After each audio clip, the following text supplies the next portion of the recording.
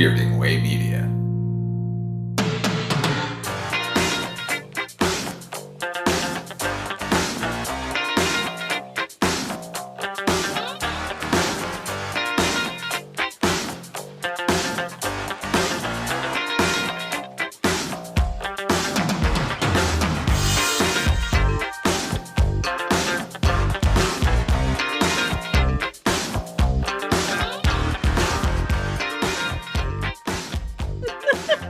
Darn tootin'. Dante was like that little, I don't know if you guys remember that show Picket Fences with Tom Skerritt, but it had that, was it Picket Fences? Which was the one that was produced by Sam Raimi? American Gothic. It was American Gothic. That little Southern boy, that's how my cousin Jeremy talked when he was real little. That's like the kid from that Fast and the Furious movie there. Yeah. I haven't seen any of those. Talking about the third one, right? Tokyo Drift Boy, yes. Isn't he also the kid? I call him Caleb just because of the voice, but I don't think his name is neither Caleb nor his character. But with that voice, he should be named Caleb. Isn't he the kid from the X-Files movie that goes into the thing and finds, right? Okay. Yeah. In the suburbs. I like that kid. Lucas something. Lucas Haas? Black. Not Lucas Haas. Lucas Haas is a different Lucas Black. Lucas Black. Yeah. But he's not Cory he's not Cory Feldman, Father Malone. No. If only everyone was. If only everyone was Brother Theodore. Oh my God. What a terrifying world we live in. Terrifying and exhilarating. I didn't, because again, like I knew nothing about this movie. This movie was a pick of mine because it's a Tom Hanks movie that I had never seen. But Cory Feldman being in this movie makes my life, because Cory Feldman is a uniquely interesting human being on almost all accounts. Yeah. I loved him in this movie. I actually think a lot of times people I think forget what a great, talented, kid actor he was. Like, he was really charismatic. I think Corey Haim was still the better actor, because anybody who's seen Silver Bullet knows exactly what I'm talking about. Two people here in this podcast have. Hell yeah. I really enjoyed Cory Feldman. Like, it's weird. It's kind of made me sad though, being like, oh man, here's that sweet little stoner teenage boy, and now he's like dressed like Michael Jackson. He goes for it. That's what I've heard. He goes for it. He's going for it. Was this the last good Cory Feldman appearance? I like I like the versions of the Turtle Donatello's voice that he does, even if it's diminishing returns. That was at the same time though, right? If not before this? That's a few years after, because this is 87. That was like 90s and then 93, because he didn't do the second one. Okay. Yeah, he's the voice of Donatello in the first and the third one. So I've only seen the second one. I just know him from that Friday the 13th movie where he's Tommy Jarvis. Oh yeah, well, two of them. That was part 4, and then he shows up in part 5 very briefly at the beginning. But he's not someone that I go out of my way to watch his things, because again, I don't know. I'm not a child of the 80s. I'm going to say that the last good thing he was in was if it came after The Burbs, I would say the last good thing he was in was License to Drive, but that actually came out the year before The Burbs. So I'm going to hereby say that this is the last good Cory Feldman thing. Everything else is garbage. I thought you were going to say License to Kill. Hey, I'm Corey and I'm James Bond. All right. I can tell you, kill with Grieco. That's more the level of Feldman. Oh, you know what? It's definitely not is Rock and Roll High School Forever. See, that came after The Burbs. Yeah, Father Malone. I feel bad that you didn't mention Bordello of Blood. I said this is his last good thing. You missed a golden opportunity to plug our project that has been finished now for almost 2 years. Oh man, I got to get better at that. That's the only good thing, but that movie sucks. You can hear us talking about it. God, I didn't even want to mention it. Bordello of Blood, everybody. Shameless self-promotion, Jesus. And God, we've been talking now for 4.5 minutes, and I haven't even done an intro for the show that you're listening to right now, the Culture Cast, that of which I am still the host of. I'm joined by my two good friends, all the way from Mondo, Heather, and Diabolique and all sorts of other things. You can find Heather over on her Patreon, Heather Drain. Well, hello. Good evening. Thank you so much for having me on the show. And from a dark destination, from a public domain, he's saying, good night, Mr. Walters. Your friend and mine, Father Malone. I want to kill everyone. Satan is good. Satan is our pal. Come on, it had to be said. Oh, I like you saying it better than the actor in the Burbs, but Yeah. we'll get to Ducommun? We'll get to him. Oof. Oh, and if you clicked on this episode and you're listening right now, you know what we're going to be talking about. We're kicking off February, which is all about Tom Hanks, folks. You know, the actor who was in such films as Forrest Gump, which we'll be talking about later this month, but that's not what we're talking about right now. In a lot of ways, thank God. We're going to be talking about 1989's Joe Dante directed The Burbs. Morning, Walter. Tom Hanks has brand new neighbors. Neighbors from hell. They're not Ozzie and Harriet. Your neighbors are murdering people. They're not the Cleavers. Got somebody tied up in the old cellar, have you, Ruth? They're the Klopeks. These Klopeks are strange. And they're living in... This is Walter. The Burbs. Tom Hanks. I think we are overreacting. The Burbs. Rated PG. Now playing at theaters everywhere. So the film stars Tom Hanks, Bruce Dern, Carrie Fisher, and a whole lot of other people. We've mentioned Rick Ducommun yet. No, we haven't, but we mentioned Cory Feldman a lot, and it's almost like he's the star of this movie, but he's not. And the film is all about Tom Hanks playing a yuppie asshole who likes to bother his neighbors. His neighbors turn out to be killers, but in a version of this movie that I wish existed, I wish it was the suburbanites who were the assholes. Father Malone, you were chomping at the bit to talk about this movie, as I know Heather was, but I'm going to give Heather the floor first. Heather, tell me all about this movie. What's your thoughts on The Burbs? Because you wanted to be here on this episode, just like Father Malone did. Well, first of all, I would probably talk about almost any movie you guys would invite me to, because I adore you both. And even if it was Forrest Gump, I would do it with a strong warning, making sure like I try to be like a positive force in this world, but you got to sometimes keeping it real goes wrong. And that would be what would happen if I talked about Forrest Gump. But no, I remember I was a little kid when The Burbs came out. I remember seeing the trailer for it and being really excited because it looked weird. It looked zany. I mean, Tom Hanks is very likable, and it's weird for people probably to realize this, but this is the era where people are used to seeing him in like, Bachelor Party and, Bosom Buddies and stuff like that. And so, this wasn't, Oscar bait Tom Hanks was still very, very long, a few years away. But it looked fun. And I remember my mother renting it and just being really disappointed. So when you mentioned that you were doing this episode, I'm like, I've never revisited this movie since then. And, I was a little kid. Yeah, I should see it through like adult eyes. And so here we are. And I'm glad it did. There are some things I really, really enjoyed about it and appreciate it. There are some things that I definitely have some problems with. Two of which have already been mentioned. But we'll get to that. But no, I'm glad. It's Joe Dante. Who doesn't love Joe Dante? The cast, other than one particular actor, is amazing. It's not often you get to see Brother Theodore sitting next to Tom Hanks, future, Oscar juggernaut Tom Hanks sitting next to one of the most iconic underground art, cult actor figures ever. Brother Theodore was in a porn parody of Jaws called Gums. The man who plays the Captain Quint adjacent in Gums is in a Tom Hanks movie. I want everybody just to soak up that glorious fact. Isn't that beautiful? I don't want to. I do. Brother Theodore is not fucking anybody. Okay, it's a non-sex role, as they say in the adult industry. But still, the fact that Brother Theodore is playing Captain Quint in a movie about a killer mermaid who castrates men orally, called Gums. It's called Gum. Wow. Holy shit! You know what? It's easy to get. Be thinking about now.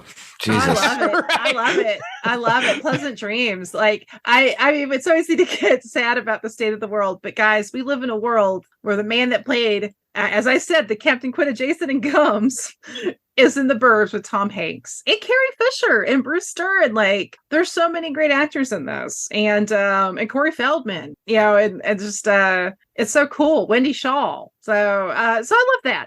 The film has some issues. But you could do far worse as far as 80s comedies go. I will say that. Father Malone, tell me a little bit about your thoughts on The Burbs. I saw this movie in the theater. You say that a lot. I know. Which I appreciate, though, because again, like it's a perspective that is hard to come by. Red alert.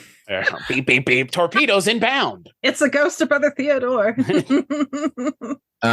This movie came out in February of, I think, 1989. So I was 15, and I happened to be in Orlando, Florida. My mother and I took a vacation to get away from the cold of Massachusetts, and I spent my week in a darkened movie theater. Because the theater that was close to the hotel were spending the week showing all of these cult films, like a different one every day. So I got to see Pink Floyd's The Wall, and I got to see Heavy Metal, the animated film. Oh, man. And, it was kind of incredible. They had Rocky Horror there too, and then on the regular screen during the day was The Burbs. And by that age, I already knew and loved Joe Dante. He kind of could do no wrong. Certainly after Gremlins, I just thought he was the greatest. And then he followed that up with Explorers, which I just thought was even better in a way. And so I was very, very excited for this movie that was going to be skewering suburban life. And, I sort of grew up in a suburb. I think most Americans did in some way or another. And the thought of him doing sort of a dark version, and that's what was definitely advertised, and it is in the movie, kind of is.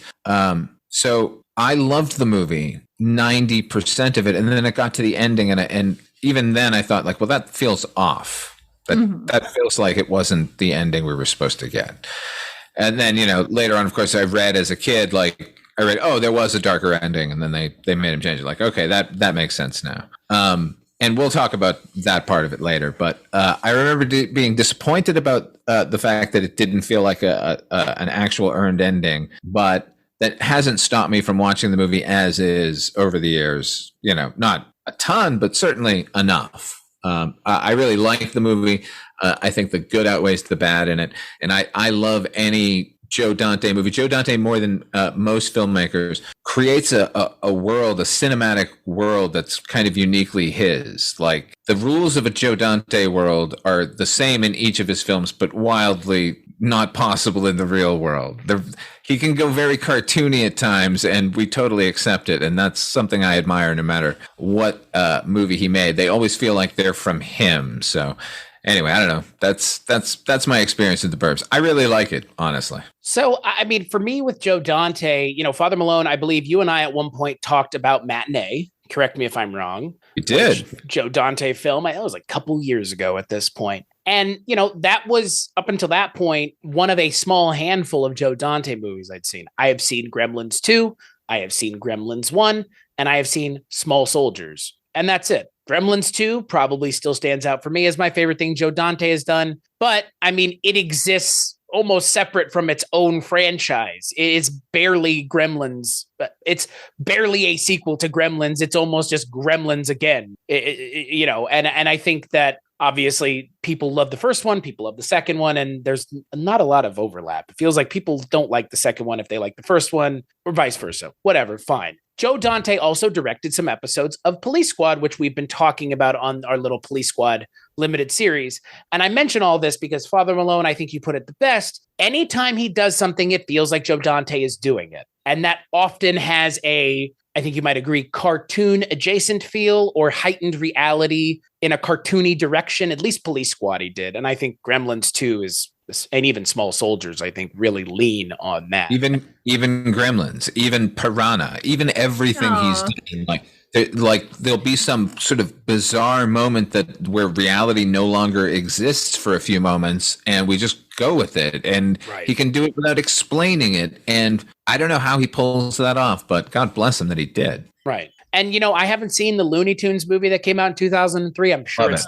Oh, okay. I'm sure it's good. Right. Because that's the perfect person to direct that kind of movie. So all of that aside, I enjoyed this movie, but boy, the ending falls flat on its face. It's so hard, it almost makes you not want to watch the movie. I think to your You've point, already watched it. They've got your money. Right. Get out. Exactly. And that is kind of the way I would have felt if I had seen it in theaters, was like, oh man, what a bummer. But like you said, 90% of the way there is better than 90% of the movies out there. Most movies don't even get 50% of it. Most of them get I don't even know. Again, like it's gonna differ for the person on how successful we find movies to be. But few movies are as successful as this one. But this movie is in a small group of movies that are good up until the ending, and then the ending is just so bad. You have to make this movie is great, but statement when you talk about it, because this is a prime example of that. But again, to your point, Father Malone, let us not focus on the ending, because everything else is just so damn good for the most part. But we do need to talk about the ending. Well, for sure. But I do want to mention, we have talked about a Tom Hanks movie before, the three of us, from 2 years before this one. A little film featuring a city of crime. Wait, has it been 2 years? It's been a year. I think this movie came out 2 years before. We recorded it more recently, but yeah. This movie came out 2 years after, or that movie came out 2 years before this one. Oh, so like you said, way better. The expectation is like, this is a Tom Hanks of the funny variety, which is not my expectation as an audience member anymore. For what Tom Hanks is putting out now. I think do whatever you need to make a living, but man, like you're kind of like the guy who does the Oscar things now. Yeah. It's interesting though to compare it to Dragnet, because I will say The Burbs is is a much more successful effort, I think, as a whole than Dragnet. For me it was, because I think The Burbs it does have a really breezy pace to it. Like it flows really fast. And kind of to your point, Chris, how most movies don't even make it to the 50%. In our line of work, there's sometimes even films you like that, sometimes you'll be like, hey, how much longer do I have left of it? That's a human thing to do. I'm not, because we all have lives, we love film, but sometimes you have to be like, okay, I got to do this or that. With The Burbs, I did very little of that, I have to say. With Dragnet, I don't know. It's apples and oranges, maybe. But I will say my biggest problem with The Burbs, other than the ending, which I think we're all unanimous on that, is because like in Dragnet, his sidekick is Dan Aykroyd, who is, and we gushed about him in the episode. Aykroyd's perfect in Dragnet. He is one of the best things in the Dragnet film. I think even if you hate the movie, Aykroyd's fire in it. And I love Dan Aykroyd anyways. Aykroyd is like a big performer with a lot of charisma, who can kind of play a character sometimes that isn't even that likable, but he's Aykroyd. Like Neighbors. What you're getting with Dan Aykroyd is what it feels like. The actor playing Art and The Burbs, who is sort of the sidekick to Tom Hanks. I'm curious, and I hope I don't offend anybody, but mainly just you guys, because most people, you have to earn respect. Come on, but you guys have, so I hope I don't offend either one of you. I could not with the Art. Like the character is supposed to be like this odious, nosy kind of doofus, and they keep calling him fat. And the actor playing him is not fat. He has a tiny paunch, but he's not fat. It's not like he's Falstaff. Okay, he's always eating. What is it with 80s comedies? I'm sorry, not to go on make this side here, where there's always like, if you see somebody who's over like 150 pounds in a Hollywood film, they are quote unquote fat, and they're always eating. They're obsessed with food. It's just weird. It's not funny. It's offensive, but the most offensive thing about it, it's not fucking funny. No, it's never funny. Yeah, I'll give you a back up your thing with an example. In the film Meatballs, Fink, who's the fat kid, while they're playing basketball, has a candy bar in his hand that he finishes, throws away, and then reaches into his trunks and pulls out another candy bar and keeps eating. Like he's so fat, he can't stop eating even in the middle of a basketball game. Like that was a prevalent thought in Hollywood that they kept giving to us about fat people. Yeah. They're just uncontrolled, nightmares.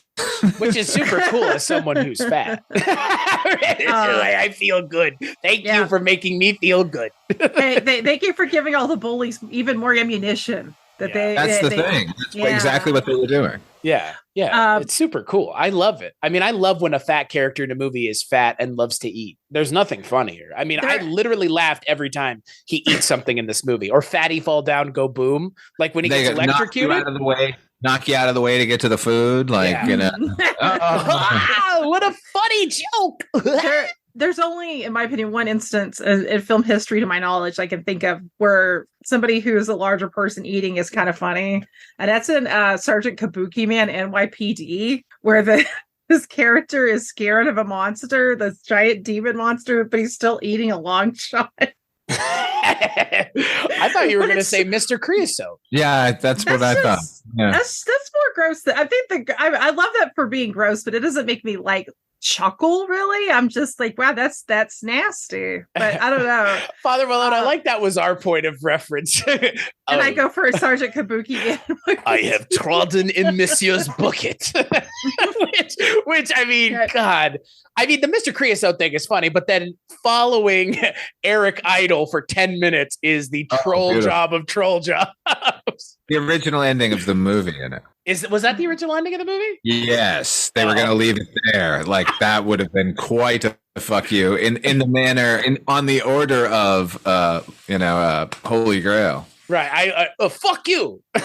This is my house. It's like I would have liked if the movie had stopped there. Yeah, but I don't know. I mean, I'm curious what you guys think of this character of Art, because I mean, Tom Hanks is nosy, and then we have this other neighbor that's Bruce Dern, which I love Bruce Dern. It hit me like, God, why has it been so long since I've watched a movie with Bruce Dern recently? Because Bruce Dern's great. Like, I loved him in this, but I didn't mind him and Hank. Like, everybody's nosy, and I have a theory that we'll get to later. I kind of almost feel like I wonder if Star Trier was an influence on this, because this is very like Hell is Other People. This movie, like, it's almost like No Exit. I feel like I read something where Joe Dante compared it to Lifeboat, in the movie from the 40s, which is basically an iteration of No Exit. So because the nosy neighbors, honestly, is one of my fears. I've had nosy neighbors in the past. Our neighbors now are lovely, thank God. But it's just like I hate people being up each other's own asses, and whether it's the suburbs or small towns. Privacy must be respected. That's a basic human right. And so the idea of our protagonists being these nosy Nancy's, going to a ridiculous level of breaking and entering. But the film plays with it. The film knows what it's doing. It's Joe Dante, who's great. But, Hanks is fine. Dern is great. Rick Ducommun, is that his name? He had big 1980s stand-up guy energy. Was he a stand-up comedian? Oh, yeah. A big stand-up. Oh, my God. I couldn't. What gave it away? I couldn't with this guy. Maybe he's a nice man. I don't want to be that bitch. But he was on Star Search. Yeah, he was. So was Bobby Brown. Actually, he's also in Die Hard. He's the guy in the manhole. Comes up is like, I can shut it off right here. I got the thing. I just get on the phone with the guy. Like Joel Silver, I think, really liked him, so he kept putting him in Joel Silver productions. Thought he was really funny, yeah. But to your point, Heather, here's the thing. That kind of character can be very unappealing, and it's easy to see Ducommun in that role. But I find him, not the actor, I think he's doing his job. That character, Bruce Dern's character, the Walter character, the Cory Feldman, every character on that street, to me, is the antagonist of the piece. Exactly. Yeah, I would agree with that. The hero is being tempted by these people through the entire movie to be like them. And the Klopeks are a non-entity. Like, that to me was the movie. And it is 90% that movie. And he gets involved and he fucking falls and, becomes part of the mob. Just like it was destined to be, it would seem. So, yeah, I do find that character unsettling, because I find all of the characters unsettling. I don't want to be around any of them. The only person I want to be around is Carrie Fisher, who's the only sort of sane voice of reason here. And this character immediately should have just gone to the lake with his wife and gotten away from these lunatics. Because anyway, I'm just repeating myself. They're the villains. So yeah, it's easy to not like that character, because you shouldn't like him. You shouldn't like Bruce Dern. I mean, Bruce Dern's effortlessly fucking charming, so of course we like him. If he was one of the Klopeks, like, murderous handyman, we would have liked him. But yeah, that's where I came from watching this film.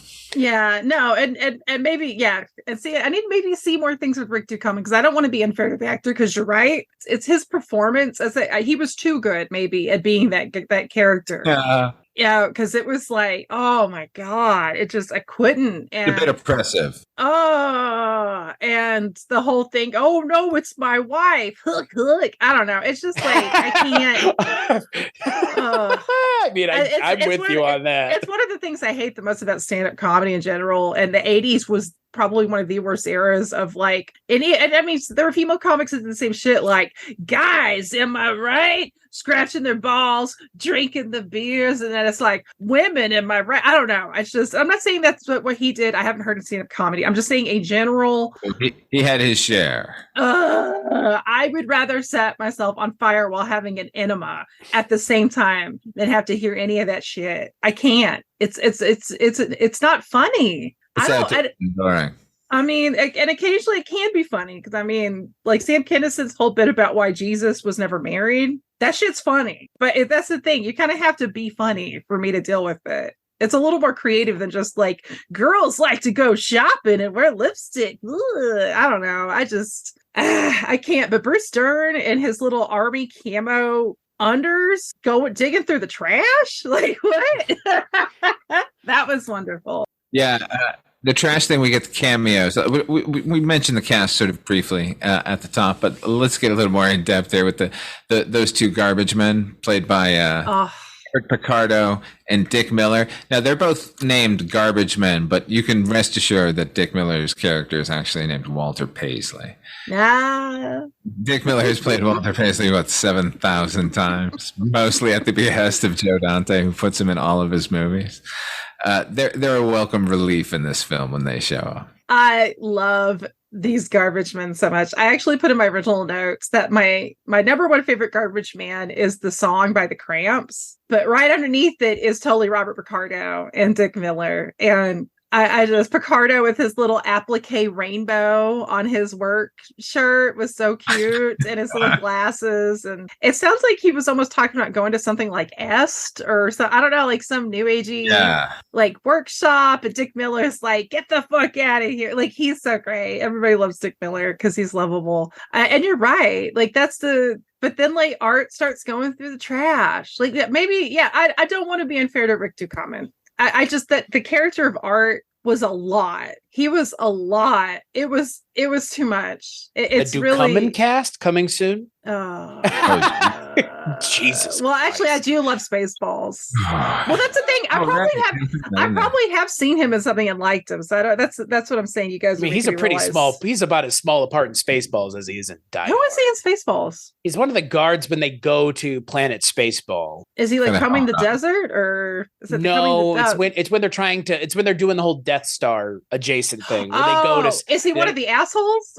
I love that part. I'm sorry, sir. He's my cousin. I'm surrounded by assholes. I mean, Spaceballs is great. Die Hard is great. I think to your point, Father Malone, and like I am 100% in your camp. I find these set of characters to be so abrasively awful, but it's an intentional thing. It's like, if you lived around these people, you'd want to fucking move immediately. Like, no one in their right mind would get bogged down in these fucking morons' idiotic pursuit where they just happen to be right. Because the movie that this should have been is that they were not right and they all go to jail. And that's the moral of the story, morons, is don't do it. And that's not the moral of the story. That's not the moral of the movie. And that movie is a better movie. And it exists here 9/10 of the way. But because the ending isn't what it is, it makes everything else feel like it doesn't serve a purpose. It doesn't serve the narrative. Because these people are they're more disgusting than the Klopeks. Yeah, the Klopeks are murderers, but like those people wouldn't sell them the house. So I get why they did it. Like, I get why they believe they should do it. These people have no real actual, other than they're like losing their fucking minds because they're suburbanites. They have no reason to do any of the things that they're doing. And therefore, in my mind, their like motivation as characters is because they're fucking sociopaths. And they make the Klopeks look like the sane ones, even though they're the actual murderers. And there is the message of the movie, that the movie just zooms by because they wanted to have Henry Gibson try to stab Tom Hanks in the back of a fucking not a paddy wagon, but an ambulance. Okay. Let's just address the ending. Okay? Go for it. Yeah, of course. Okay. So the ending as is, Art and Ray, Tom Hanks and Rick Ducommun, are dig in the Klopeks basement looking for dead bodies. Instead, hit a gas line, blow up their house as the Klopeks are returning, having seen these shenanigans going on, have returned with the police, right? Mm-hmm. Tom Hanks is all busted up because of the explosion, gets in the ambulance. As they're driving away, Henry Gibson is in the ambulance with him, says, yeah, we are killers. Haha. Tries to kill him. They wrestle. There's a tussle. The thing crashes. They shoot out. It's a big little wacky action kind of thing. And then it's proven, like, they open the trunk of the car and it's filled with bones and they were murderers all along. And it's kind of this triumphant thing where, like, Rick Ducommun's given this, we're not going to take it anymore here in the suburbs. Yeah, we'll hunt you down. It's like this sort of like honoring this sort of awful behavior we've been watching for the past hour and a half. Okay, so that's the ending we got, and that's the ending. Even at the age of 15, I was like, that doesn't feel right. That it should have been that the Klopeks were completely innocent of anything, and they blew up their house, and now Tom Hanks is going to jail, right? That should have been the ending. Right. So I'm like, okay, then I read, there was a darker ending. They didn't want to go with it. It must be that. You guys have seen the original ending, right? No. About as bad as the actual ending. Okay, so but the original scripted ending is Tom Hanks gets into the ambulance. It drives away. Klopek says, we can't have you, blah, blah, blah, and then kills him. And everyone back at the crime scene has now been allayed of their fears of the Klopeks. We never find out what they were doing. We never find out what was in the basement. We never know if there are any bodies or anything. But now Ray is going to die of his wounds on the way to the hospital. And it's all going to continue. So you initially were going to get this thing where everybody's guilty. And then they cast Tom Hanks and the studio said, you can't kill Tom Hanks. So they wrote, I guess, like 4 or 5 different endings, each one basically variations on the one we got, where at one point they open the trunk of the car and there are like dead cheerleaders in it. And then they open the trunk of the car and the garbage men are dead. And and then they that's the biggest affront of them all. But basically, the problem is the script. What worked about the script and what would have made it a good movie is we never get to find out what the Klopeks were up to. And now, because we have to have the lead live, you have to give a reason what they were up to, and nothing was going to satisfy. So they were sort of damned once they moved away from the original ending.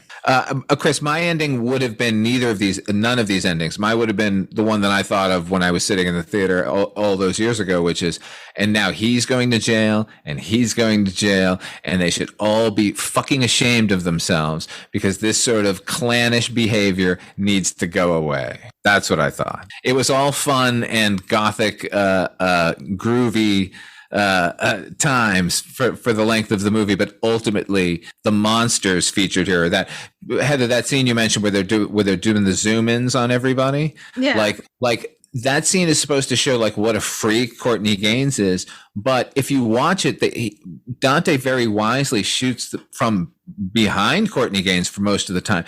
He's surrounded. The townsfolk, the neighborhood people are like zombies, just like staring, like, from every single direction. Like, yeah. So, Chris, that's how I would have ended the movie with fucking Ray happily going to jail, knowing that he got seduced by these horrible fucking people. And he wants to make amends for these poor Klopeks who just wanted to live their lives. Or maybe they didn't. I don't know. In any event, they didn't deserve what they were getting from these assholes. And I'm with you. Like that is the ending that the movie deserves. The ending that the movie deserves is the villains, the people, the suburbanites go to jail for breaking the law countless times, breaking and entering, literally going and like trespassing and digging people's backyards up, blowing their house up. Like these people are a menace. And yeah, the Klopeks have to, like you said, because Tom Hanks survives, the Klopeks have to actually be bad guys. They actually have to be villains. They have to be murderers. They have to be whatever the hell they end up being. Because again, we just know that there are body parts in their trunk and they said that they killed those people. But who knows how many people they've killed? Who knows anything? And that should have been the way it was. That should have just been who knows. Ambiguity is sometimes better. And in this, fucking Fred Wynn over here, like in Pet Cemetery. But ambiguity is better sometimes. It really is. Like in this case, it should have been the better of the two options. But no, it's got to be a happy, feel-good ending. And it just undermines the entire movie. completely. Yeah. No, that ending, that to me was the ultimate negative thing, as much as I kind of ranted about the 80s stand-up comedy energy. As much as you personally hate Rick Ducommun. I don't know. No, I'm sure he's fine though. I will say the funniest person in Die Hard is Hart Bochner. Oh, Come yeah. on. That's a hi, booby. Oh, my heart soars every time.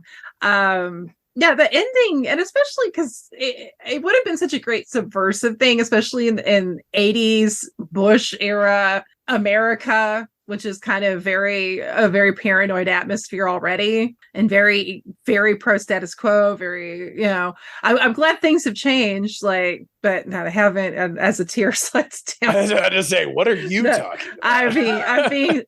I'm being sarcastic, sadly. But it would have been such a great thing to have, to me, either have it ambiguous, or even better, have the Klopeks be innocent and just, all of you guys are monsters, and go to prison, have fun. These are the repercussions you get for your actions. They even joke about like wiretapping. That's fucked up. Going through the person's trash. They dig up their yard at the end. They go into their basement with pickaxes and just start tearing hammering the floor. Oh my God, it escalates quickly, but this is why I enjoy 90% of the movie, because, I grew up in a small neighborhood. I'm sure you mentioned earlier, Heather, small town life, it's a terrifying notion. Yeah. We talked on the show Nice Junkies about my most hated artist, John Cougar. It's got that song about living in a small town, living in a small town. Oh my God.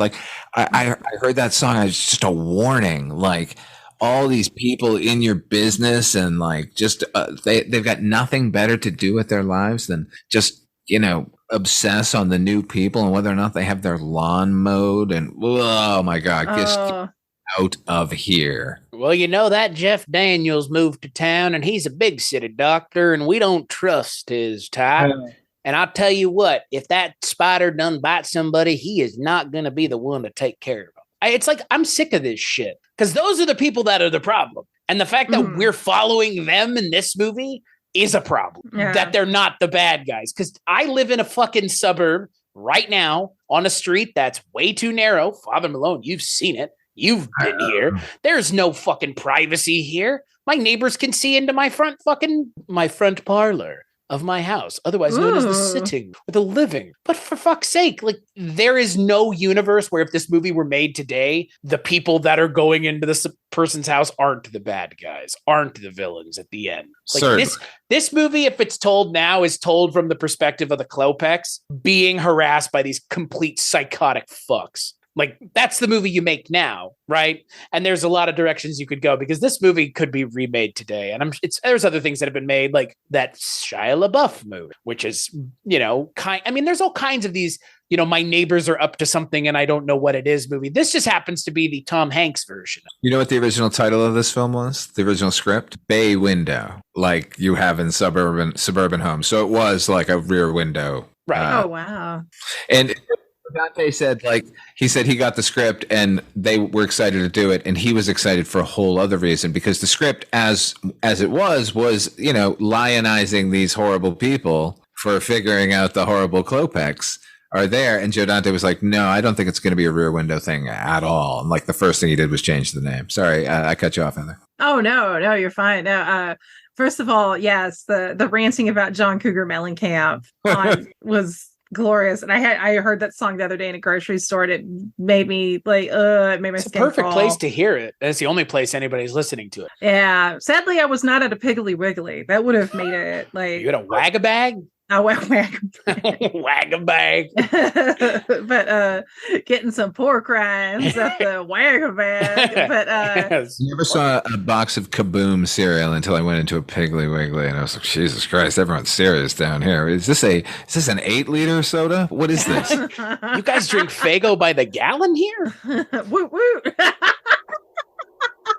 Sorry for our Juggalo listeners there. For all you ICP fans out there. Yeah. And I think that's why the whole Search Career thing kept kind of popping in my head too, because the whole just line of hell is other people. Because living in that kind of scenario is hell. That is a human hell. right there.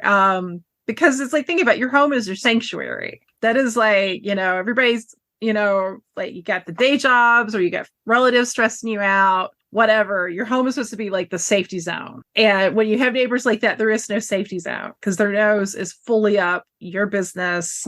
I will say one thing, there is a lot of good writing in this script. And, the point that, like they're all focused on Walter being the grumpy old man and he lets his dog poo in other neighbors' yards. And, like Bruce Dern's character is obsessed with how much better Walter's yard is than his. And they quickly have that tonal shift because as soon as they hyper focus on the Klopex and Walter disappears, they're like, oh, that poor old man. Like, and it's like, and, there's little bits like that I think, we're clearly, the film knows that these people are terrible. But the problem is because it sounds like, especially because of the studio interference, they don't want to pull that trigger on Tom Hanks. Bruce Dern is charismatic and unlikable. Like his character's unlikable, but he's Bruce Dern. So you can kind of roll with him. Plus he has this big, like, that character has a subscription to Soldier of Fortune magazine.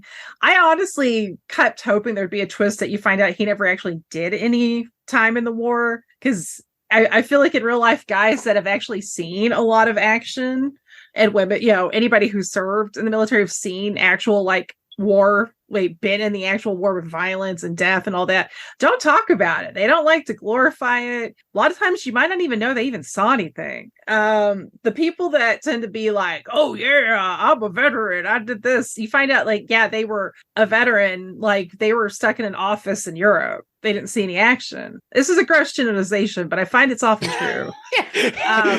I like it though. Throw the blanket over him and light him on fire. It's it kind of makes me like it's a tiny character, but in the movie Tapeheads, which is a really great 80s comedy with John Cusack and Tim Robbins, there's a security guard character that there's a shot of him reading Soldier of Fortune magazine on the toilet.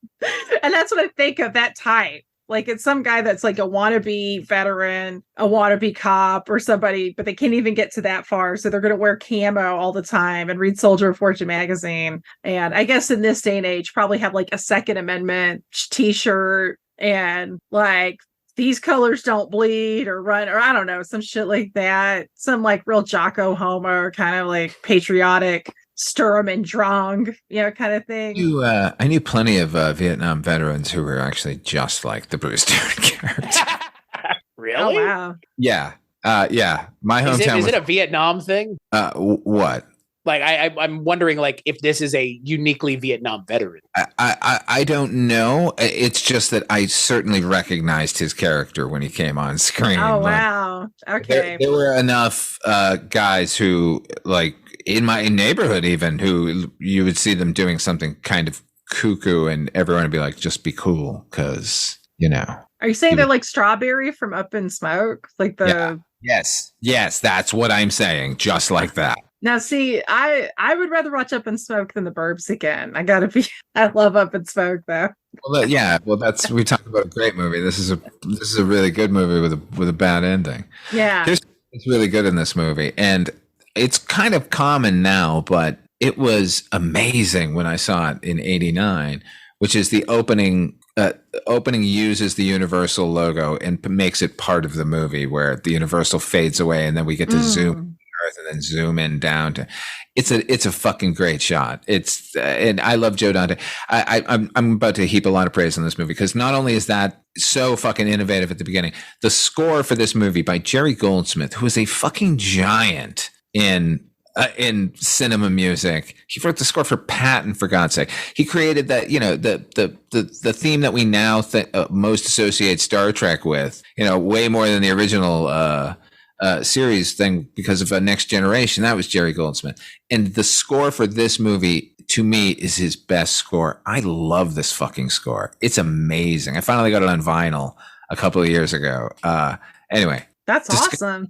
It's like this music. I loved it. My Jerry Goldsmith is Jerry Goldsmith when he did The Mummy, which is like 4 years before he passes away. But that is just like, again, it's like it's. I have it on CD. It's stuck with me for years. I mean, he did Alien. He did a movie I just talked about. Like have you heard his score for Legend? His original score for the Ridley Scott movie. It's fucking beautiful. It's fantasy and Didn't we talk about that movie together? we did, because it's a good movie. Oh man, I wish I would have been on that episode. I wish you'd been on it with me, because he did not like that. I was about to say I'm waiting for the other shoe to drop. I wasn't going to say anything. I love Legend. I mean, it's got that John Anderson song. Okay, anyways. We're just gonna have to disagree to disagree. That's okay. That's the beauty. That's the thing. This is the beauty of having three independently minded adults with a lot of heart and a lot of mocks coming together and talking about cool cinema. That is the beauty of this trio for the Culture Cast podcast. The cordyceps have not taken over and made us one hive mind yet. You're correct. Yeah. The Burbs is good. We all loved it. Nothing was wrong. The Clopax, you mentioned that shot earlier, Father Malone, where poor Courtney Gaines is just trying to check. He's just trying to get the paper. Yeah. He's being stared at, and he looks afraid. And it made me so sad for that character. I mean, granted, I'm somebody who's gonna totally rule for like the underdog anyways, especially if they are like the weirdos, quote unquote. But I really wanted them to persevere. Like having this whole like, it was so lame. And also, who keeps a bunch of remains that are literally down to the skeletal frame in their trunk? The ending is the problem here. Yeah. It's just a bad ending. Even had they given us the ending that they shot and he originally intended, which is the more somber version of the version we got, it would make this movie a lot better. Mm-hmm. I encourage you to watch it, maybe on YouTube or something. It's there. You'll see what I mean. And it also ended with Tom Hanks and Carrie Fisher just sort of walking away from everybody, and it makes the Rick Ducommun character, by the way, he runs after Bruce Dern's character. Is like, hey, let's go bowling, let's go whatever. And like, shut up, we're gonna go. She and I need to go do some reconnaissance. And like the couple goes off, and then he goes to find somebody else. There's no mention of his wife. That joke is not in the original ending, where it's like, my wife, oh no, that kind of bullshit. Oh, not in it. He goes to Bruce Dern, like, let's hang out. They deny him. And then he runs over to Tom Hanks and like, hey, you want to hang out some more? And he's like, fuck you. We're out of this whole neighborhood. And then he just sort of like staggers away. And then the song we fade out on is the Won't You Be My Neighbor song from Mr. Rogers. You know what would make that ending even better, though? If that character was then killed by a piece of like flying random space junk. And that's a real twist ending right there. I just like the most Deus Ex meteorite ending, where shit just gets crammed into the ground and he's just a pink mist. It's like, what the fuck was this movie? The end? Question mark. This is why appropriate in a Joe Dante film. That makes logical sense for that to happen in his world. Also, I can't believe there are people that love Gremlins that don't love Gremlins 2, because I love them both. Yeah, me too. I've heard people not love because them? Gremlins 2 is so weird. It's so awesome. I know, but I mean, if you watch Gremlins 1 and then watch Gremlins 2, they're like night and day, right? Like Gremlins is a horror movie. Gremlins 2 couldn't be construed as anything as maybe even a parody of the first movie. Gremlins 2 is a cartoon that's making fun of the fact that it exists at all. Right. Listen here, brother. Like the fucking Hulk Hogan thing, like it knows what it is. And it's an unnecessary sequel, making fun of unnecessary sequels and right. And making an equal film. Like it's equally good to the original movie, just on a whole different level. Yeah. And I don't know where you guys come down on something like Small Soldiers. I don't know if that's something you guys. Small Soldiers. It's fucking great. It's better than it has any right to be. Like I agree. Right? But again, like it's ostensibly a kids movie, theoretically.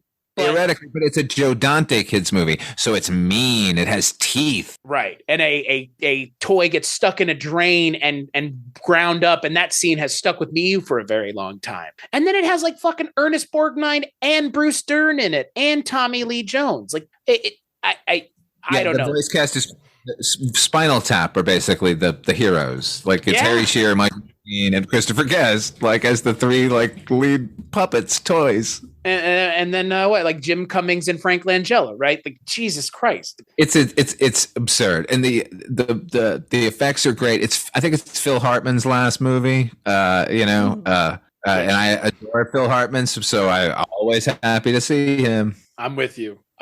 I need to see this. I've never seen Small Soldiers. Whoa, so I need really? to. Yeah, It's kind of a wild, weird kids movie. Like, yeah. I was like, when that came out, I was big into not watching kids movies because I was mature, right? I wasn't, but I don't know. I just no. You guys have told me. I never realized that was Joe Dante. Shit, I would have checked that out a lot sooner. I think if I fully realized that. I think it just kind of went like I remember it being a thing, and it just seemed like a kid's movie, just like a kid, and I don't mean like a cool kids movie, it just seemed like a kid's movie, so I never checked it out. But I'm now open to it's worth a reappraisal. Like it's a good one. And I mean, like, even, I would be tempted to watch that Looney Tunes movie because, again, like that's the right person for the job, and it's got Brendan Fraser in it, and yeah, man, it's Joe Dante. Everything he does is worth watching. Everything he does is worth watching. His Police Squad episodes are two of the better ones. So yeah, that series, Erie, Indiana, that was fun.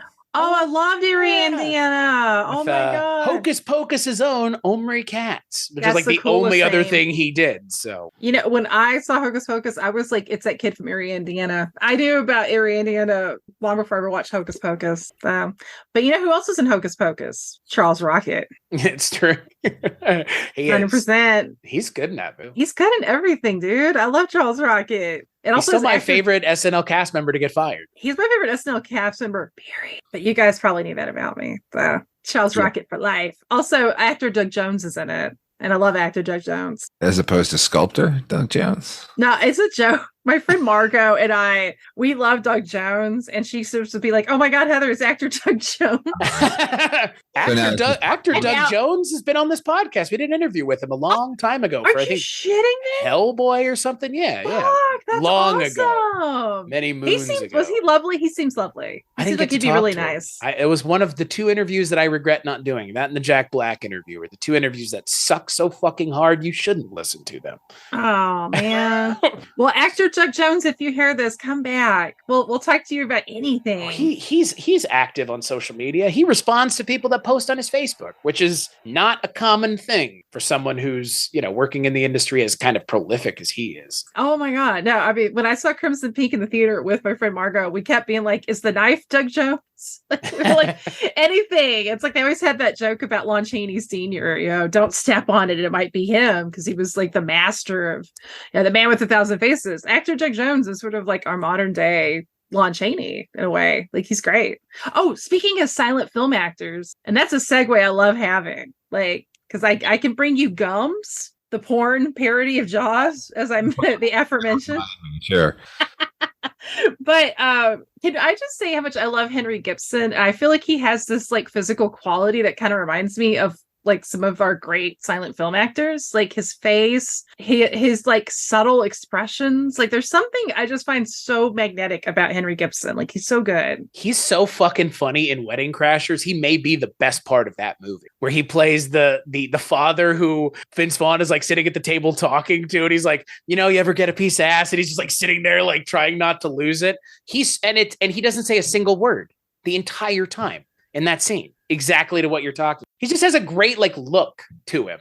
Yes, and he's so good at Magnolia too. I mean, that's the thing. Like, he can do like serious and funny really well. Like, I think he's been cast a lot more in comedies and dramas. But yeah, I mean, I don't know. In the middle of a comedy, Blues Brothers, he's the most ridiculous of characters, which is the head of the Illinois Nazis.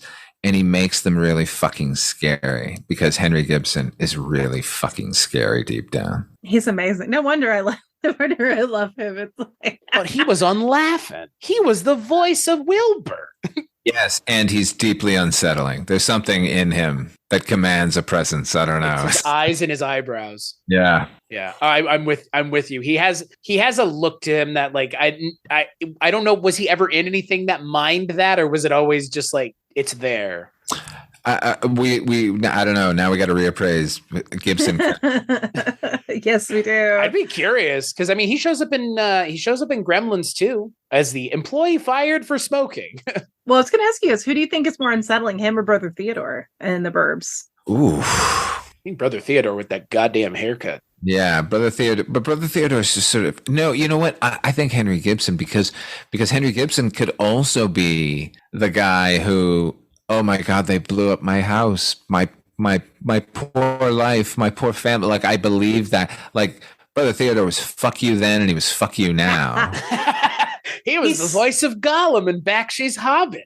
Oh my God, brother, so punk rock. But had the ending been that they get into the ambulance, drive away, and he kills Tom Hanks, I would totally believe Andrew Gibson did it. And so yeah, he's more unsettling. Oh, do you notice how his character, when he offers candy to the ladies, he says, oh, this is, I find this is more romantic for the ladies. Doesn't he say something like that? Like, he calls it romantic, like he's wooing, like he's gonna cuck Bruce Dern and Tom Hanks, which I would be down for. Let's just get dark. Whoa. Let's get dark. And they become like his satanic brides. Because that's the thing. This film has like satanic panic, little bits of that in which I appreciated. And there's also the dream, which doesn't Brother Theodore, and please correct me if I'm wrong, because we see him as this human sacrifice. He's about to do a human sacrifice on Tom Hanks, I should say. And doesn't he say before Tom Hanks wakes up, mind your own business? Or did I just project that? I may have projected that,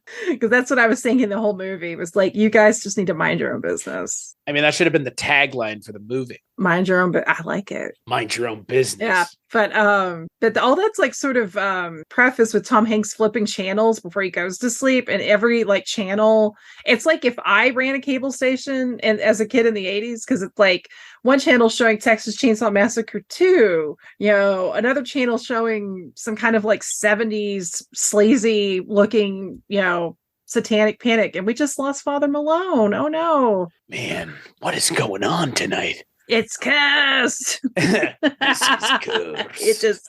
This show is cursed. But it's not cursed. These prices. Yeah. Come on down to Crazy Eddie's. We got crazy prices. Did you notice in the Burbs, they're eating, at one point, Tom Hanks and Carrie Fisher are eating Freakies cereal? It's this type of cereal called Freakies, which was like a legit cereal.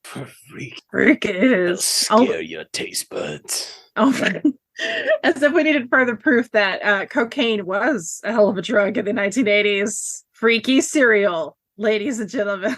It's freaky. You want to get freaky, Tiki? That's right, Daddy. Oh, Father Malone is back, Daddy. He's here. Daddy! Hard times have over at last. We'll see. We're talking about wrestling. Oh, of course. Chris is killing it with the voices. When tonight. Left alone to our own devices, you know where we go. Hey, did you guys realize that Nick Cat plays a character in this movie whose name is Steve Kuntz? Yes. Kuntz. With a K. They introduce him as Kuntz. I mean, yeah, but we all know how to say it. Nicky Cat.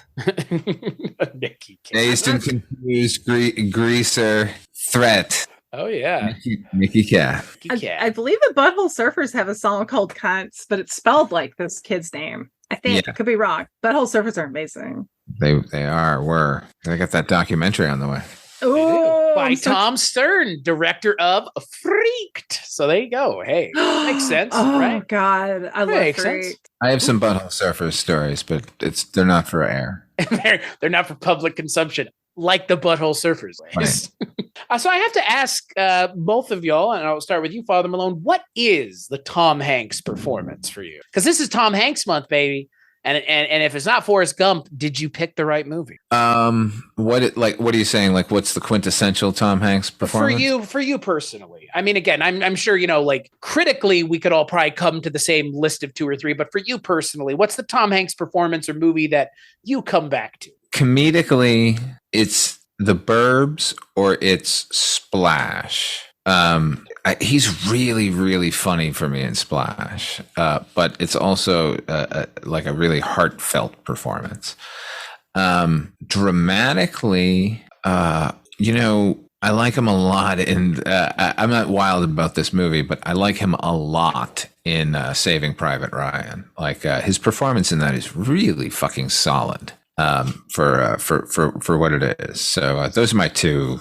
I don't know if those 2 had a fight, then the Burbs would win, I guess. But so this is it. Yeah, probably for him, sort of like operating at his best, like what we like about him as a comedic actor. Like it's hard to top the Burbs, which is, he kind of plays the everyman, but the everyman who's exasperated by everything. That's what I like about Tom Hanks, and this role is that. Well, and I mean, what's funny is like it's weird to have to mention Tom Hanks, comedic actor, because like weird, I know. Like at the time, this was all he was. Like, right. Yeah, like Tom Hanks, comedic actor. Like, what was the last comedy that he?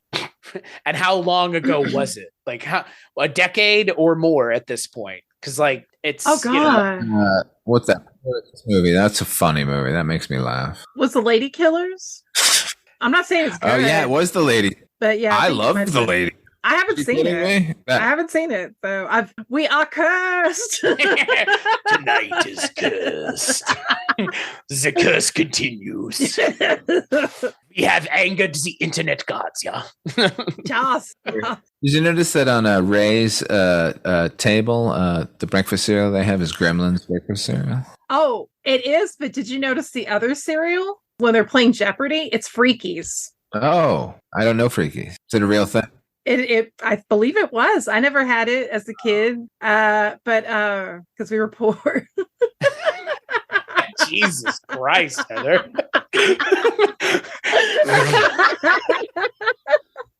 What? I got better. I don't know. It's just... I was like, oh, you said that because we were poor. Oh. I just thought you guys didn't buy breakfast cereal. No. I mean, legit, like things like Count Chocula, which was the one I was obsessed with. That was like a rare treat. Like, was it because you found the Count sexy? I have a lot of issues, probably. It's not a no. Exactly. I think it's a yes, Chris. Rod, do all the way. Heather, same question to you that I asked Father Malone. What is your quintessential, I guess, as Father Malone would put it, quintessential Tom Hanks performance? Subspecies 2. Oh, wait. He's not in that. That's a hard question for me because I mean, obviously Tom Hanks is a very talented actor, but there's not. I've seen movies that I thought I enjoyed him in, but I don't think I even own a Tom Hanks movie, to be honest. Do I? No, I don't. And it's not that I'm anti.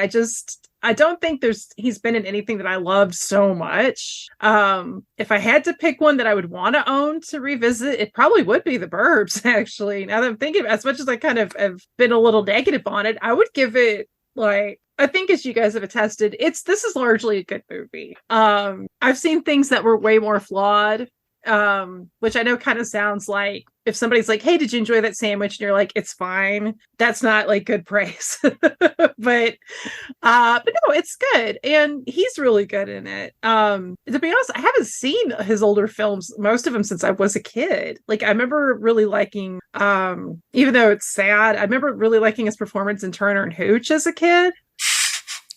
I was a kid. Okay. What do you fucking want from me? It's a good one.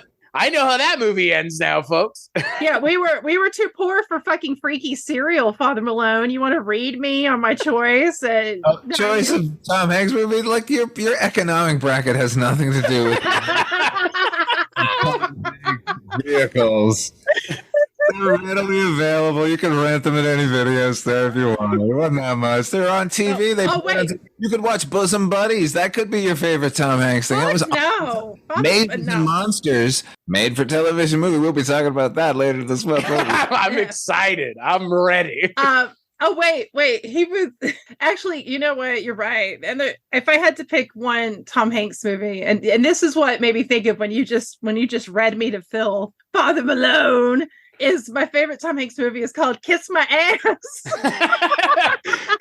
Oh, you're gonna say kiss your grits. Kiss my grits. No, I was trying to channel Whitney Houston. Did you ever see the clip where she yelled at Bobby Brown on her?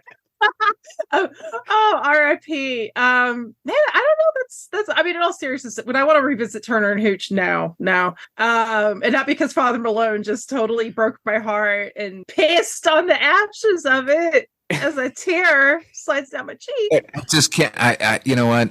It can't be your favorite Tom Hanks performance. It's not. I'm not saying it's my favorite. I'm saying I was trying to think of Hanks things I enjoyed as a kid, as a child. Okay. I didn't like Splash though, so go figure.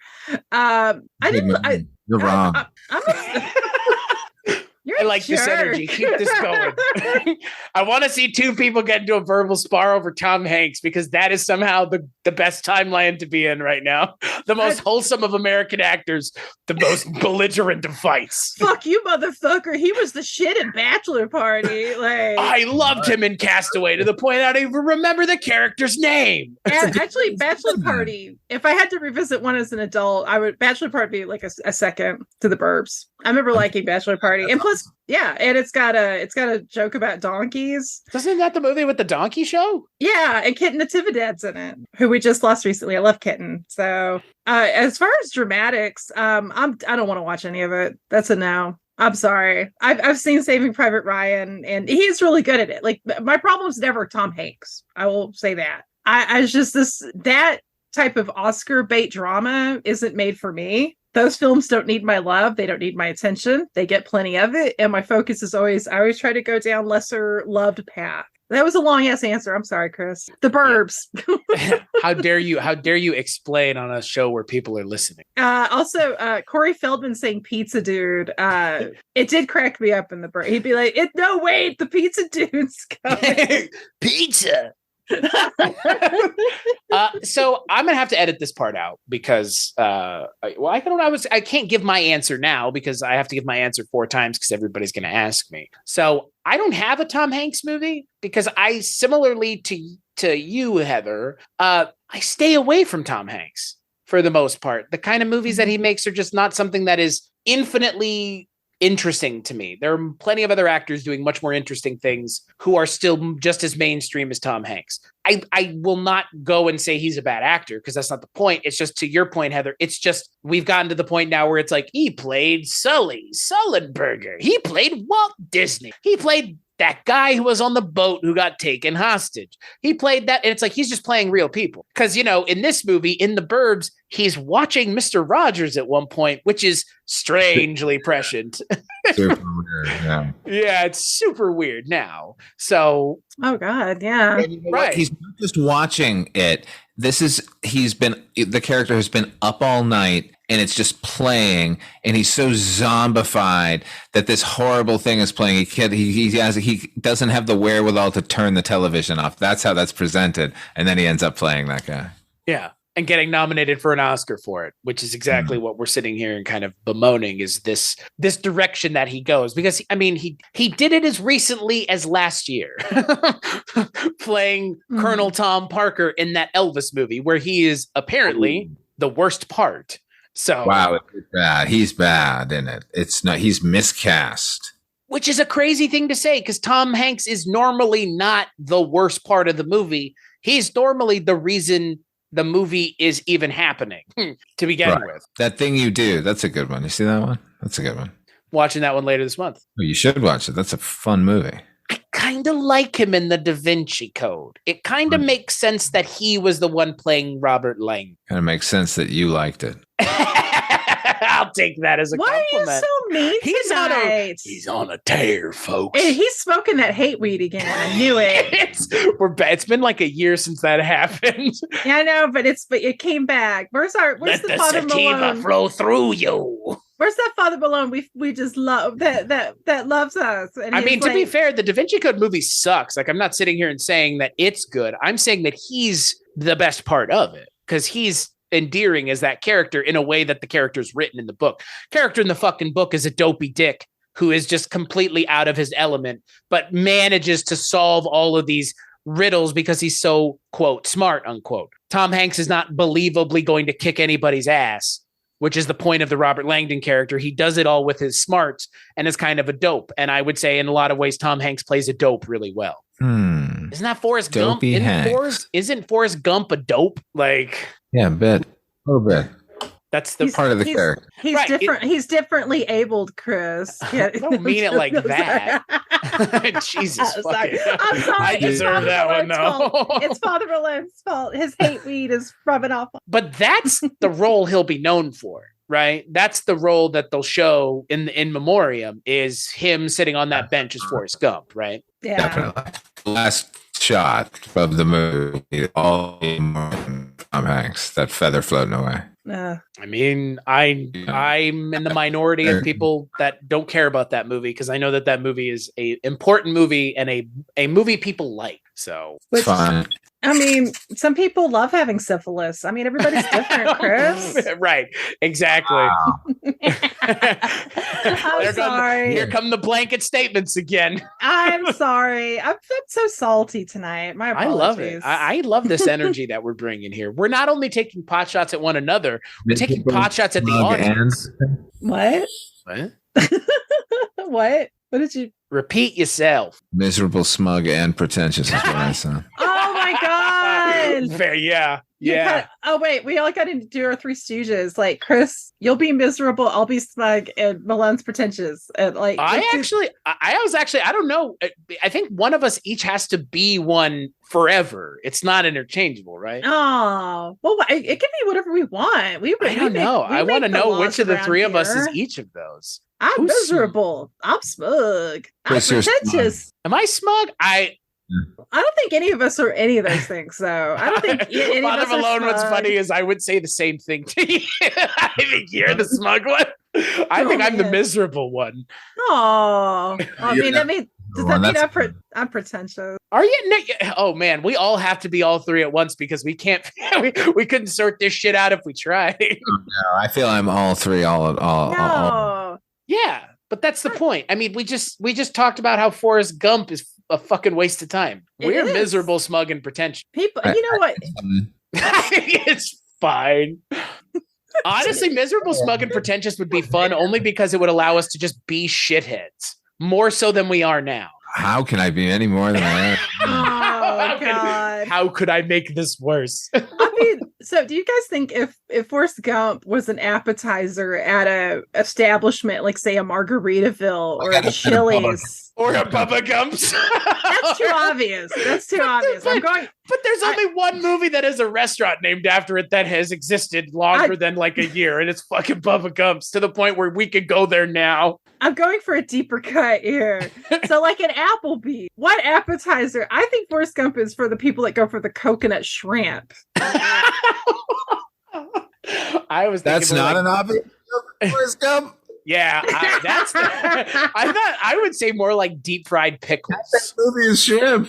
I would say Forrest Gump is like deep fried pickles. I could see that. Or maybe it's like Rotel dip, but when Rotel's cold and it gets that gross skin on top of it, gross? It's like that dip skin. Ew, gross. Is that disgusting? Just be like, that's not gross. Dip up, dude. Are you hating on deep fried pickles? No, I'm not. I'm saying a lot of people like deep fried pickles, and a lot of people like Forrest Gump. Equate it to something else, motherfucker. Whoa. Okay, pretzel bites. Oh man, those are good too. What are you talking about? I wouldn't order them as an appetizer for $8. No. Of fucking pretzel bites. Okay, what about brisket? Ah man, brisket is delicious. Why?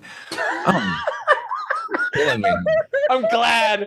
I don't know. Oh yeah, what's Forrest Gump as an appetizer at a restaurant then? This is better than this is gold, right? This is literal. This is gold.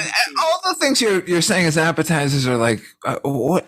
Does it have to be like a Bennigan's? Like, okay, best answer: Southwestern egg rolls. Nobody actually orders those, right? Bang! Oh, you nailed that, man. That was beautiful. Does anybody actually order Southwestern egg rolls? I did once.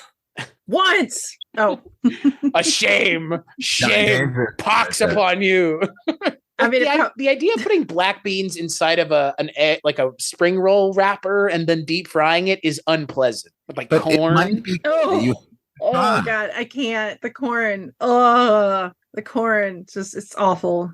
And then it has a Southwestern mayonnaise. Do you not like corn just in general, or like not? I mean, I like corn products. Like, I mean, tortilla chips are good. Yeah. Are you talking about like maize? Corn? You're talking about like the corn. Yeah, maize. Maize. Our people call it maize. I love. Oh my God. God bless Jan Hooks. I love her. Corn niblets and God, it just like curses me out saying it. Say that word out loud. The word niblets should not be uttered in polite company. I just want to put this out there. If I believed in like traditional hell, it would have, instead of like a fire, it'd be like a cream corn. You mean Garambosia? See, David Lynch knew what was up. He's like, this shit's evil. And it's like, yes, it is. Yes, it is, good. David Lynch. That is not good for anyone. And you know what's in the middle of it? A Southwestern egg roll.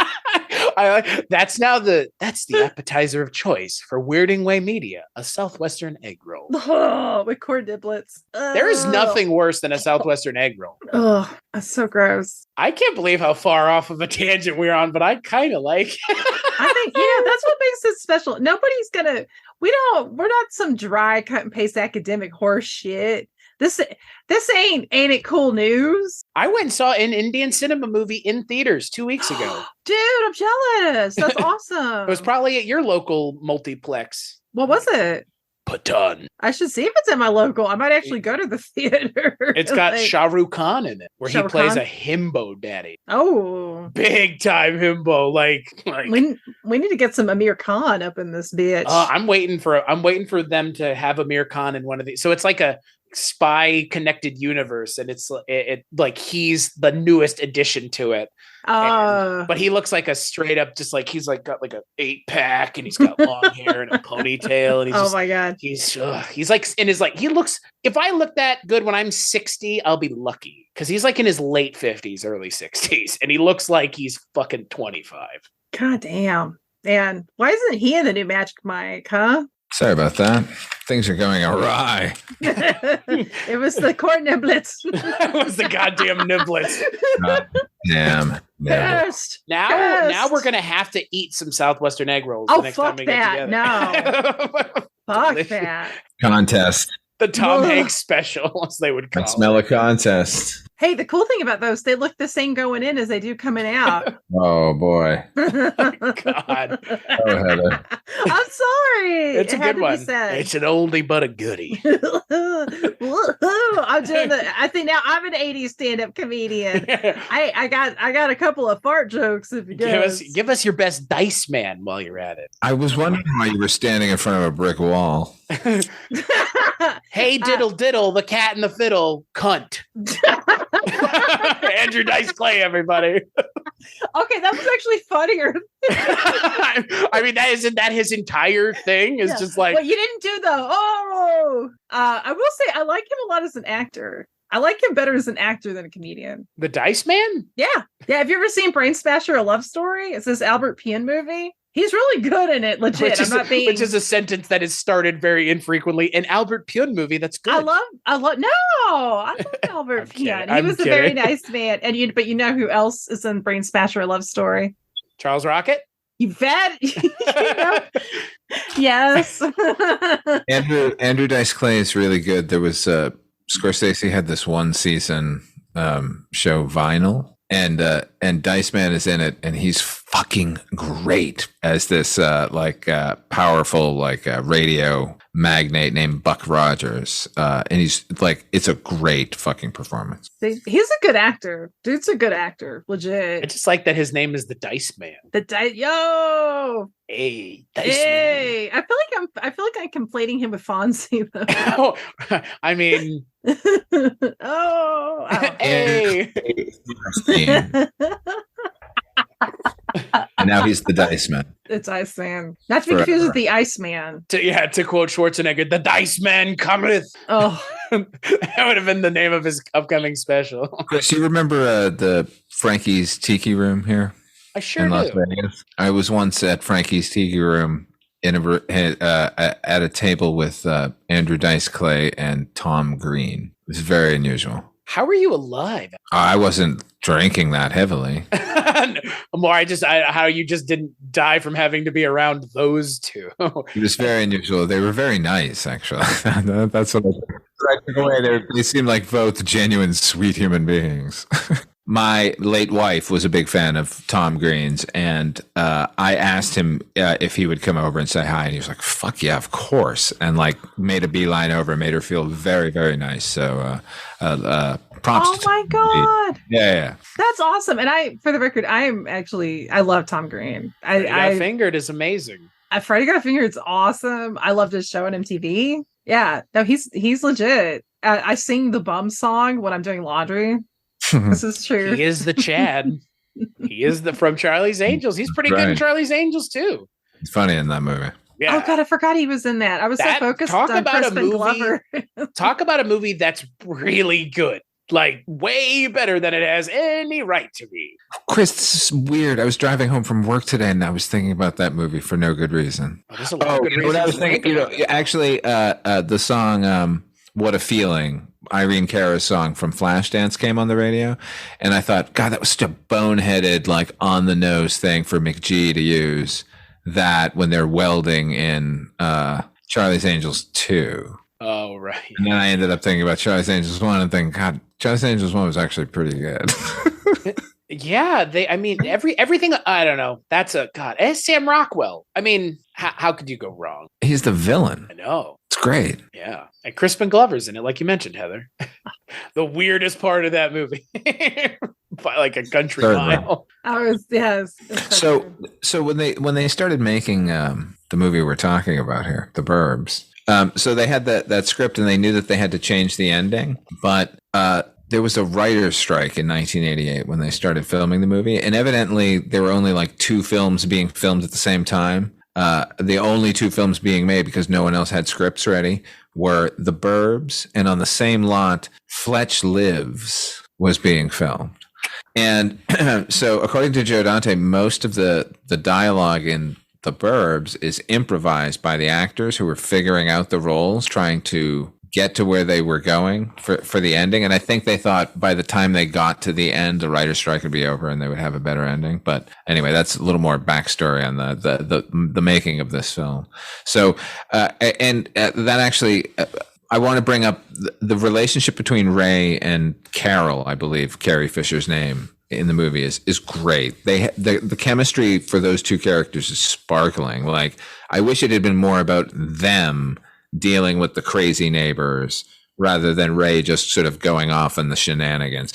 And the other thing that Tom Hanks brought this up in one of these interviews that I watched, and he said that he didn't know specifically what, but he figured that his character Ray had a secret that he was keeping from everybody. Like there was a reason other than he was just on vacation that he was trying to separate himself from his wife. And when he talked to Joe Dante told him that, yeah, he had been fired. He was keeping that from her. That would have been important to know as the audience, because it makes a lot of sense. Oh my God. Yeah. That's the thing. It almost frustrates me because it's like it's a good movie, but you hear that and it's like, man, there's all these little touches that really could have elevated, I think. I mean, it's good, and good's better than bad. And evidently they filmed the scene with his boss, played by Kevin McCarthy from No. Oh, yeah. I love Kevin McCarthy, the good Kevin McCarthy, for everybody listening. Yes. The only Kevin McCarthy as far as I'm concerned. Oh man. Oh God, and this was like the same year he was in UHF. Right. Oh my God. Which is, I mean, I love UHF so much. Yeah. I mean, UHF is an amazing movie, but to say he's one of the best parts of that movie is, yeah, he's so good in that movie. He's in Joe Dante's segment of the Twilight Zone movie, the remake of It's a Good Life, the Bill Mummy thing. Right. Oh man. Little Anthony. God, so good. Man. Well, no, that's the thing. Carrie Fisher, who doesn't love Carrie Fisher? I actually kind of wish we could have gotten more of her in this too. Like she's very underutilized, which is a shame because man, she's great. Yeah, she bounces off of him like hardcore. She's like, she's fucking funny, and like when they're squabbling and like, I don't know, it felt very lived in and very real to me. Like they made them a real couple that I wanted to care for, and they should have focused more on them. 100%. Less art, more Carol. Yeah, and more space junk. Like really commit to the idea that the neighbors are the true villains in this movie. Like, instead of like hinting at it. Yeah. So, Father Malone, final thoughts on The Burb? I like it. I like all Joe Dante's movies. I like everything about Joe Dante. Joe Dante for president. And you know what? When he refers to movies, he calls them pictures, and I find that very endearing. Like, one of the best kind of things about working in pictures. Like, that just gets me. Anyway. Say now see. No, he doesn't say anything like that. Working in the pictures. No, nothing like that. He's a very spoken gentleman. Yeah, you should seek out some interviews with him. We should be interviewing him for this. I just like the word picture. You're right. Pictures. I want to, you know what? I want to live in Joe Dante's cinematic universe. Like his movies are very interconnected. Like Small Soldiers could be taking place in the block over from what's going on in this film, which could be a block over from the town in Gremlins. Like it all feels very of a piece, which is rare for a filmmaker. He's got a definite style, and I think it's on full display here. I think the ending is problematic on this film. Doesn't keep me from enjoying it. And evidently, like it's, when the movie came out, it did okay, but it got lambasted by the critics. But I think it found its audience. Like when I asked my girlfriend, like if she wanted to watch this with me, because I had to watch it for this podcast. She was like, God, no.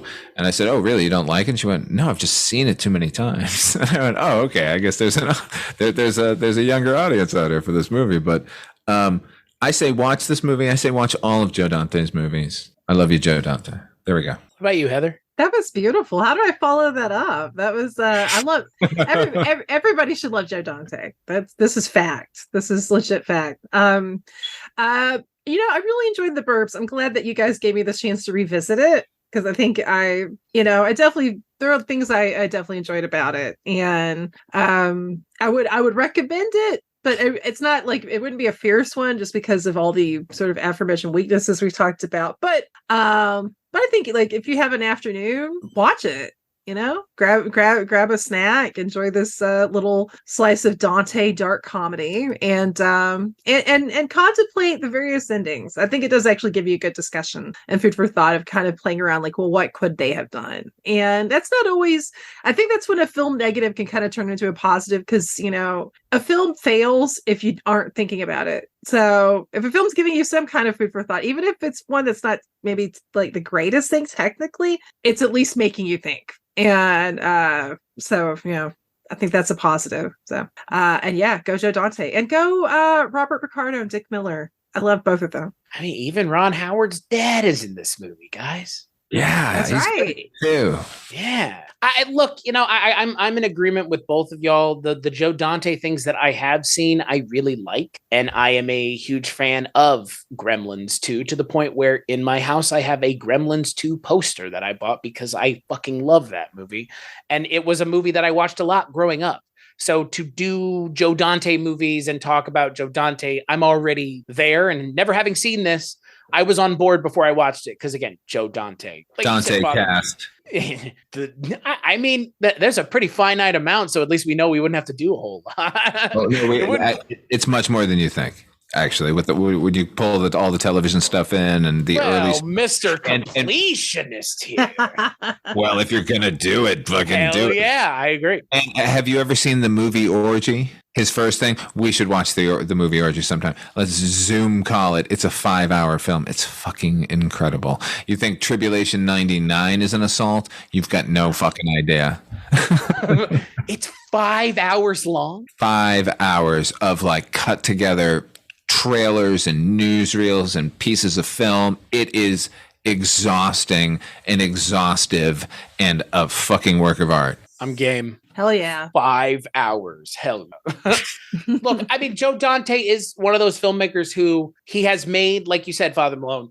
There are a fair amount of things, but he's not Scorsese with 30, 40 film credits. He has a respectable film list, but all the movies on that list are good. Like even The Burbs, a movie that has a problematic ending, not because it's, anything like that, but it's just not a great ending. 90% of the movie is still great. So you forgive it almost completely. That a lot of that is in Joe Dante's hands. And most of it is. So yeah, I'm game to watch any more Joe Dante, anything. And yeah, some of the things I grew up with, like Small Soldiers and Gremlins 2 randomly, are things that are seared in my memory. I remember watching Small Soldiers a lot as a kid and Gremlins 2 a lot And those influenced and have informed certain things that I like and decisions that I've made about things. So that has to be a good. Have you seen Explorers? Nope. Oh, okay, you got to see that. Got to watch that.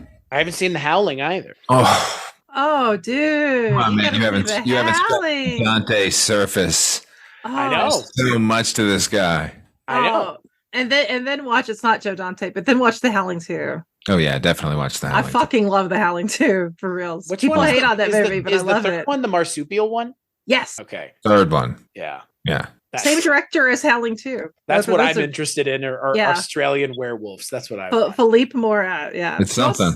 And he also did an art house film with Dennis Hopper in the 70s. So fascinating dude. But obviously this was supposed to be about Tom Hanks, and for Tom Hanks in this movie, he's pretty good. And I don't have a bone to pick with Tom Hanks at all with his career, the things that he does. It's just this month I wanted to watch Tom Hanks movies because he's not an actor I gravitate to. Someone my age grew up with Tom Hanks and doesn't even think about it a lot as fucking Sheriff Woody in Toy Story. Like it's not him as that role. Sheriff Woody is just Sheriff Woody to so many people my age. It's just that's the character, and it doesn't matter that it's Tom Hanks. He is embodied that role so much like Dan Aykroyd did in Drag. And that, Tom Hanks for me, that's kind of, I have a hard time with Tom Hanks because like we've said, so many of his things now are just not something that I care about. So this, on the other hand, was a lot of fun, and I'm glad I finally got around to watching it because I should have watched it a lot sooner. So on that note, we'll take a break and we'll play a preview for the next film of, I guess, Tom Hanksuary. That's a terrible name. From writer-director Tom Hanks. Boys, we go! Comes a story about life in a more simple time. How long you been wearing such tight pants? And the times that change our lives forever. What about Guy there? It's amazing. Amazing. None of this would have happened if you hadn't joined the band. That thing you do. You are nice boys. Except maybe for you. Rated PG. Special sneak preview Saturday with Independence Day. On the next episode of the Culture Cast, we're going to be talking about That Thing You Do, a movie with Tom Hanks in it. It's a good one. Never seen it. It's a good movie. I put that movie on and it just makes me happy. It's one of those. Well, that's high praise. It might be the best thing he's ever done, honestly. Wow. That's even higher praise. Not because of his performance, like as a piece of film, I think it's the best thing that Tom Hanks is associated with. He directed it too, right? Yeah, he wrote and directed it. Until then, Heather, where can people find you on the internet? Well, you can find me over at my website, mondoheather.com, as well as as you mentioned earlier, my Patreon, which is Mondo Heather. I'm also on Twitter and Instagram under @MondoHeather. And I happen to be very, very, very lucky to be the co-hostess with two amazing gentlemen, one of whom is with us tonight, Father Malone, for the brand new Weirding Way Media podcast, Noise Junkies. And so if you delight in sonic goodies and interesting discourse about such, then please listen to Noise Junkies. And if you don't, we will haunt you and force you to eat a Southwest egg roll. You don't want that. With Chipotle aioli. But pronounced Chipotle because the people who are ordering it don't know how to say it, and the people who are getting the order received don't know how to say it either. I will have the sheepotle. Chipotle. I've heard that one. The chipotle. But in all seriousness, definitely please check out. And also please check out both Chris and Father Malone's Patreons and their various. I'm very lucky to work with both of you. You guys have multiple podcasts and they're all fascinating. And you know what? Guys, don't settle for the sort of the guff of this world. There's so much boring media out there. Go for the Weirding Way Media. On that note, Father Malone, what about you? Well, geez, as Heather just said, Weirding Way Media is you can hear all the auditory stuff I'm involved in, including our show Noise Junkies, which is the best music podcast out there. And that's not hyperbole either. I think if you want to see any of my visual stuff, go to fathermalone.com. It's got a link to my my YouTube channel. I got stupid videos and animations and stuff there. But most of my shows are at Weirding Way Media. Astounding Tales of the Public Domain. That's something I do. It's sort of I don't know. It's like enhanced performances, I call them, of classic science fiction short stories. I'm just rambling. Weirding Way Media, everybody. That's my answer. Sorry about that. I was going to let you ramble because it's just free advertisement, man. Yeah, I know, but from the voice of Weirding Way Media. Oh, look out! I got the golden pipes. Golden pipes and golden tones. Better. Tones and hues. Tones and hues. Tones and hues. Weirding Way Media. As for me, you can find me at weirdingwaymedia.com, where all the shows that I work on are, along with some other ones like 80s TV Ladies, which is hosted by friend of all animals, Richard Haddam's wife, and amazing writer of sci-fi films from the 90s, Susan Lambert, and her host, Sharon, where they talk about, what do you think, TV shows from the 80s featuring ladies. And you can also find another podcast called Goodnight, Mr. Walters, about Taxi, which Father Malone hosts with the other, the letterman himself, the other letterman, HP. The other noise junkie, HP. Yeah, exactly. Absolutely. And as always, I would be remiss if we didn't plug the Projection Booth, Mike White's podcast that, puts all other movie podcasts to shame, folks. So those are all things you can find at weirdingwaymedia.com. As for this show, culturecast.com, patreon.com, if that's a thing you're into. If not, I totally get it. And yeah, as always, like, rate, and review on iTunes, because that is where this show should be found, and that is where you're probably getting it anyways. As for Heather and Father Malone, thank you guys so much for joining me. As always, it's been fun. It's been a laugh, a gas even. Wow. I would say a hoot and a holler. A hoot and a holler. And see, since it's been a while, we haven't done this in a while, but Father Malone, I'm going to kick it to you first. What is your porn parody title for The Burbs? I knew you. About halfway through, I thought, are we going to do the porn parody thing? No, we probably won't. And then when we got to this point and you fucking signed off, I was like, okay, good. Because I still didn't think of anything. So go ahead, Heather. Well, It's a long way of saying fuck you. No, it's a long way of saying this is not something I forgot. It's something I considered and blew off, and now it's come back to haunt me. You want me to go? Go for it. Well, I have one for sure, which is, and it's obvious, the boobs.